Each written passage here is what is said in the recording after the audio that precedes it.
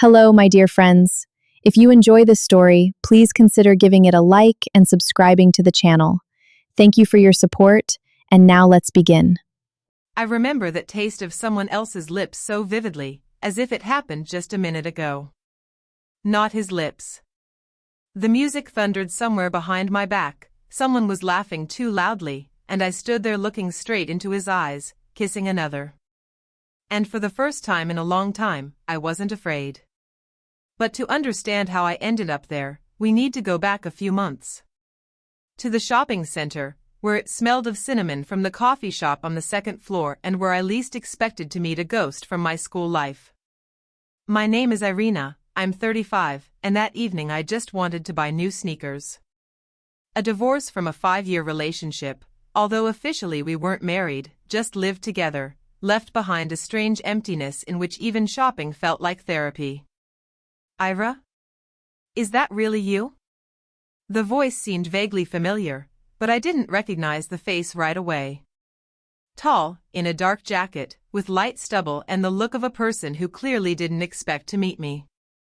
Nikolai, he said, noticing my confusion. We sat at the same desk for almost the entire 10th grade. And then the puzzle pieces fell into place. The very same Nikolai who constantly solved my physics problems in school and blushed if I thanked him too warmly.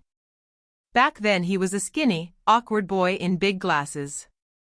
Now before me stood a man with confident shoulders and a third-generation programmer, as he would later joke. "I don't believe it," I gasped, "you've grown up." "And you haven't changed," he replied, and there was a strange, almost painful sincerity in his voice. We both understood that this wasn't entirely true. 20 years had passed, after all. But it sounded so warm that I didn't argue. The conversation flowed easily, as if we had parted yesterday, not 2 decades ago. He said that he works as a programmer in a large IT company, moved 3 years ago, and lives alone. I mentioned that I manage projects in the same field, just from the other side: management, deadlines, endless conference calls. "Turns out we are colleagues in misfortune," he chuckled.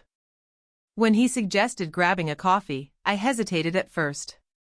Inside, the pain of the breakup was still fresh, from that silence that remained after 5 years of habit instead of love. But something in his gaze convinced me to agree. Maybe curiosity. Maybe the desire to feel alive again. We sat in a small coffee shop with wooden tables and uneven lamplight, and a waitress with a sunflower tattoo on her wrist brought us 2 cappuccinos with cinnamon. "Remember graduation?" he asked, stirring sugar that wasn't there. "I remember that you never invited me to a slow dance," I replied with a slight reproach in my voice. He froze for a second, then quietly laughed, as if confessing to an old crime. I stood by the wall for 20 minutes, gathering my courage. "And what happened?" "Andrey invited you." That name pricked something inside me, but I didn't attach any importance to it back then. Just another classmate, a shadow from the past, like all the others. We talked for almost 2 hours, forgetting about the sneakers, about the time, about the fact that each of us had broken relationships behind our backs. As we were saying goodbye at the exit of the shopping center, he asked if he could write to me. I nodded, though something contracted warningly inside. Not fear, rather the caution of a person who has recently been burned and is afraid to reach for the fire again. "See you, Ira," he said, and in these simple words there was something like a promise. I walked to my car across the parking lot lit by yellow streetlights, catching myself thinking that I was smiling for the first time in long months. Back then I didn't know yet that this smile would lead me to the most intense pain in recent years. And to the most unexpected liberation. After that meeting in the shopping center, messages started pouring in almost immediately. At first cautious, formal, then more and more lively, with jokes that only the 2 of us understood. Nikolai wrote to me the next day. The coffee was good, but the conversation was better. I smiled at this message so widely that a colleague at the next desk asked who the lucky guy was. A week later we met again, this time in a small Italian restaurant with an open kitchen, where the chef talked to the pizza dough like an old friend. Have you noticed, Nikolai said, pouring wine, that we both kept silent about our breakups all evening? I noticed, I replied. Do you want to talk about it? I swirled the glass in my hands, watching the wine leave thin legs on the glass. 5 years, I said finally, 5 years next to a person who never once asked how my day went. Sounds not like a relationship, he remarked quietly, sounds like cohabitation by inertia. He was right, and this precision made me feel simultaneously lighter and more pained.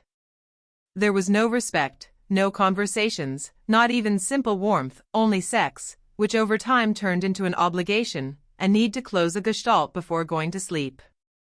Nikolai told his story calmly, without agony. The girl he lived with for 3 years cheated on him with his own close friend. The strangest thing, he added, is that I don't feel as angry with her as I should. And who are you angry with? At myself. For not seeing the obvious. These words hung in the air, and I felt a strange closeness, as if we both carried a similar burden, just from different sides of the same story. The following weeks merged into a succession of meetings, walks along the embankment, a movie we were both late for, long phone calls past midnight. The attraction between us grew with every meeting, thick and almost tangible, like electricity before a thunderstorm. Once on a walk, he took my hand, without words, just extended his palm, and I placed mine in it. I'm scared, I confessed then, looking at the water. Me too, he replied, but I think I'm ready to take the risk. In the company he gradually introduced me to, there were several old classmates. Among them was Andrey, the very one who had invited me to a slow dance 20 years ago. Tall, charismatic, with the easy smile of a man used to being liked. Irina, is it really you? He said upon our first meeting, casting a gaze over me a bit longer than necessary. I noticed how Nikolai tensed up then, barely noticeably, but I noticed. Don't be jealous, I whispered to him later, he's just an old friend. I'm not jealous, he replied too quickly for a person who really isn't jealous. Despite this small shadow, our relationship with Nikolai flourished. He was getting to know me anew, my habits, my laughter, the way I wrinkle my nose when I'm uncomfortable. I was getting to know him, a programmer with a subtle sense of humor, a man who knew how to listen without interrupting. 2 months after our first meeting in the shopping center, I stayed at his place for the first time. His apartment was simple, without excesses, but cozy, books on the shelves, a blanket in the armchair, a photo of his parents on the nightstand. We lay in the darkness, and I listened to his heart beating under my palm. You know, he said softly, it feels like I got a second chance to live my youth right. Only without the pimples and physics tests, I joked. He laughed, and this laughter echoed with warmth somewhere inside me. That night, I thought that I had finally found what I had been deprived of for 5 long years. Respect. Passion. Conversations until dawn. I didn't know that the insecurity that lived deep inside Nikolai since childhood would soon put all of this at risk. I didn't know that one wrong step would destroy the fragile structure we had built so carefully. But that night, falling asleep in his arms, I was absolutely, unconditionally happy.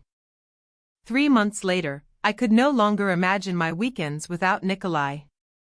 We talked about the future easily, without fear, like people who finally believed that they deserved good things. That evening started as usual. A bottle of wine, a movie we never finished watching, his hand on my shoulder. But something in the air was different, some tension that I chalked up to fatigue after the work week. Ira, can I talk to you? He said, turning off the television. His voice sounded too serious for a regular Friday evening. Of course, I replied, sitting up straighter. What happened? He remained silent for a long time, twirling the remote in his hands as if looking for answers in it. I've been thinking, he began, about us, about how good everything is.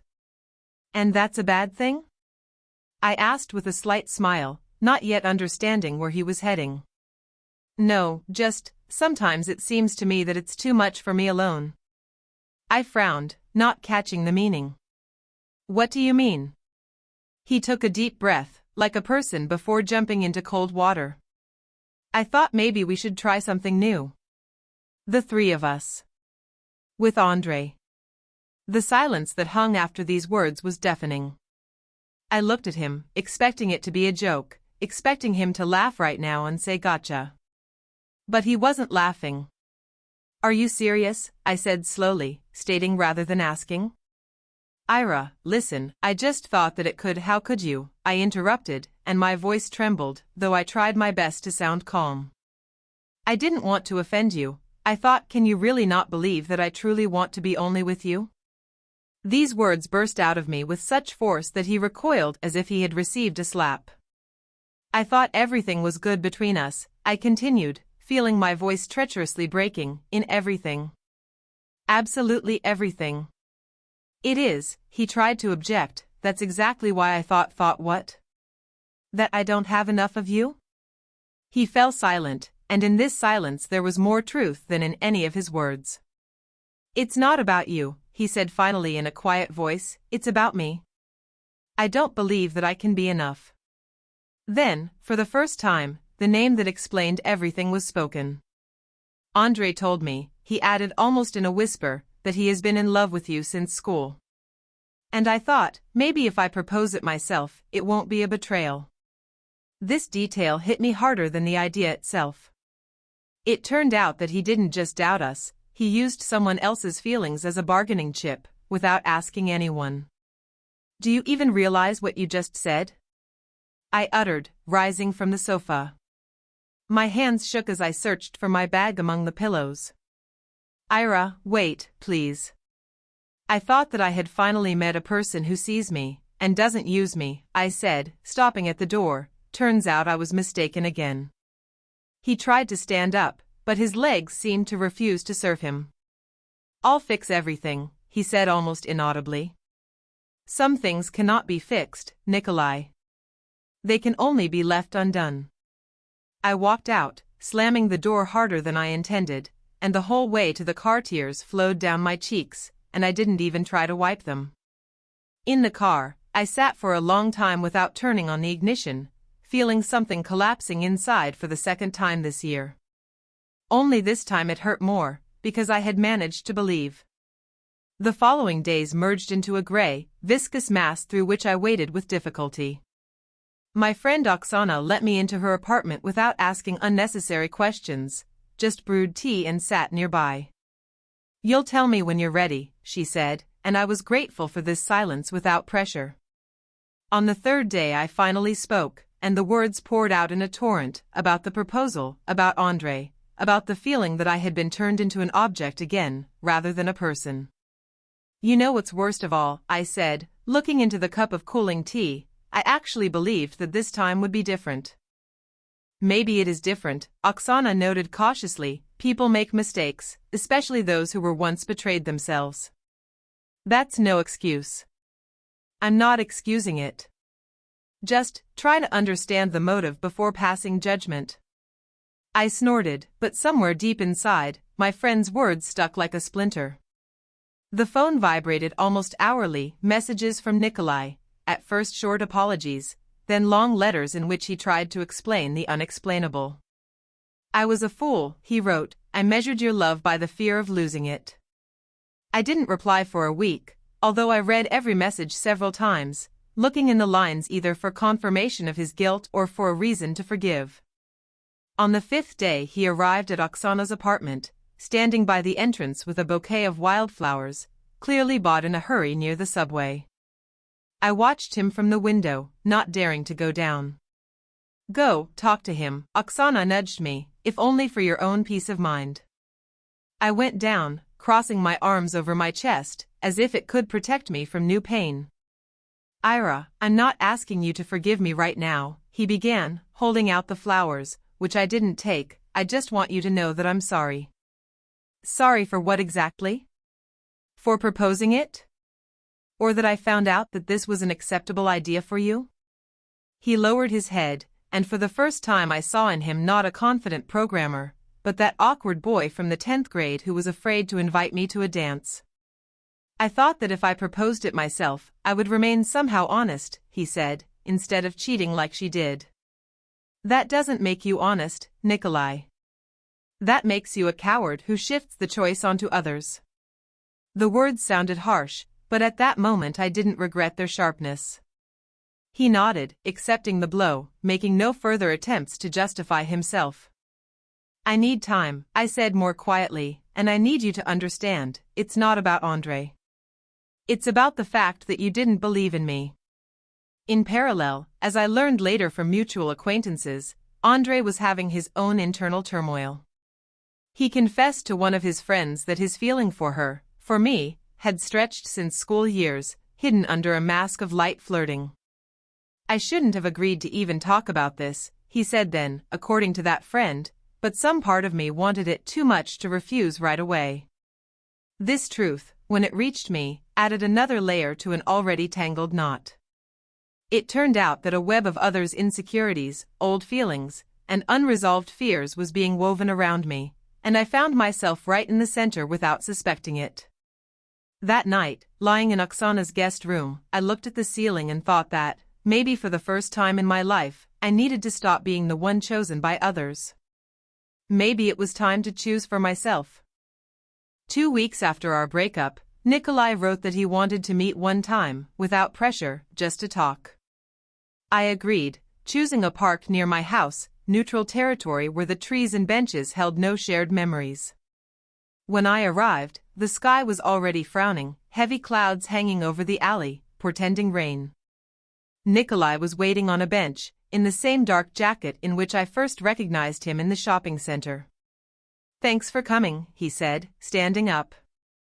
"I promised to talk, nothing more," I replied, sitting down at a distance that was clearly more than friendly. For a few minutes we were silent, listening to the wind rustling the leaves overhead. "I've been thinking a lot," he began finally, "about why I did it. And I think I've begun to understand. I'm listening. When I was betrayed last time, I decided that love is always temporary. That sooner or later a person will find someone better. And you decided to speed up the process to control the pain," I finished for him. He looked at me in surprise, as if I had read his thoughts aloud. "Exactly so," he said softly, "if I proposed it myself, the loss wouldn't seem so unexpected." The first drops of rain fell on the asphalt, small and sparse, as if the sky was also hesitating whether to begin in earnest. "This doesn't excuse what you did," I said, "but I'm beginning to understand the logic of your fear." "I know I don't deserve forgiveness," he continued, "but I want you to know, not for a single second did I stop feeling the same thing I did on the first evening in the shopping center." The rain intensified, drumming on the leaves, forcing rare passers-by to open their umbrellas and hurry to shelter. We both remained on the bench, as if having agreed to ignore the bad weather. "You know what really hurt me," I said, lifting my gaze to his face wet from the rain, "not the proposal itself, but the fact that you didn't trust me enough to just tell me about your fear. I was afraid that if I spoke about the fear, it would become a prophecy. And instead, your fear became a betrayal." He flinched at that word, but did not look away. "Trust," I said, feeling the rain mixing with the tears on my cheeks, "is not the absence of fear. It's the choice to be open despite it." We sat like that for a few more minutes, soaked through, not moving, as if the rain was washing away something between us, old pain or final illusions, I wasn't sure. "I'm not asking you to come back right now," he said finally, "I'm asking for a chance to prove that I can be the person who won't repeat this mistake."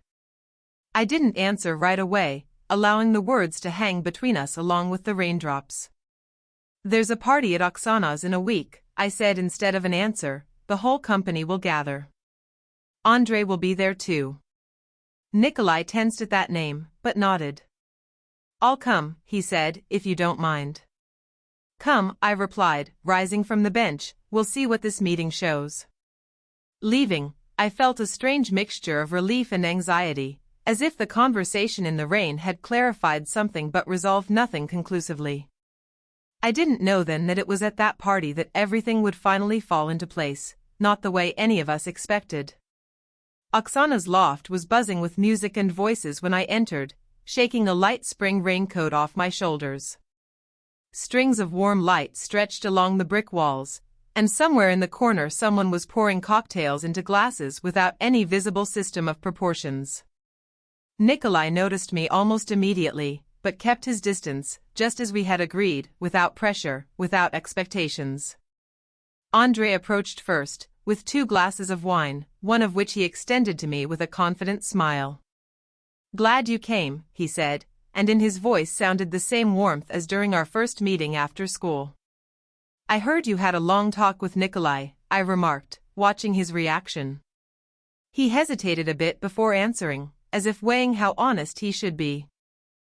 "I told him the truth," Andrey confessed, "that I felt something for you since school. It was silly to keep silent for so many years. And so he decided it was better to propose you himself than to risk finding out by chance," I said with bitter irony.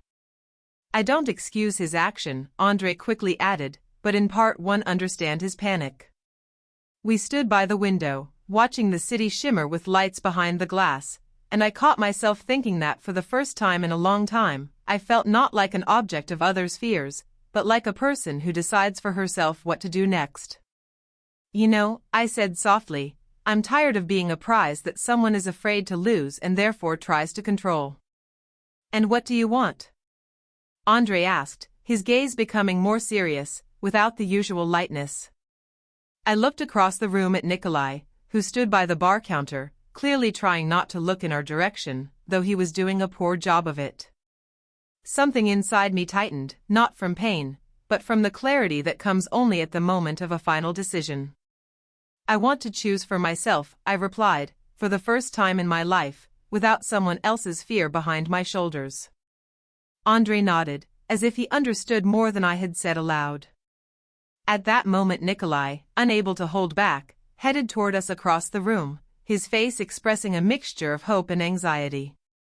"Ira, can we talk?" he asked, stopping a few steps away. I looked at him for a long second, remembering the rain, the bench, his confession about the fear that became a betrayal. Then I turned to Andrey, feeling determination filling every cell of my body. "You wanted to see me with another man," I uttered, looking straight into Nikolai's eyes, "so watch." And before anyone could utter a single word, I pulled Andrey by the collar of his shirt and kissed him, slowly, consciously, without a drop of doubt. The music around seemed to fade, and time stretched into infinity. When I pulled away, Andrey looked at me with surprise and quiet delight, while Nikolai stood motionless, as if the ground beneath his feet had finally cracked. He didn't say a word, just turned around and walked out of the loft into the night, carrying away the remnants of the illusions that we both had tried to glue together for so long. I felt not malice, but a strange, pure liberation. Not from love for Andrey, I knew that this was not the beginning of a new story, but simply a full stop in the old one. But from the fear that I would again find myself as that person whose feelings are questioned, whose trust is played with without asking permission. "Thank you," Andrey said softly, "for the honesty. Even if it wasn't entirely about me." "It was about me," I replied with a slight smile, for the first time in a very long time. That night, returning home under the starry sky, I understood the main thing. Trust cannot be tested by someone else's hands. It can only be chosen, again and again, for someone who is truly worthy of it. And now tell me, dear listeners, has it ever happened to you to doubt your partner's feelings so much that you were ready to destroy the relationship with your own hands? And what do you think, can fear be forgiven, even if it led to betrayal? Write in the comments what you would do in Irina's place.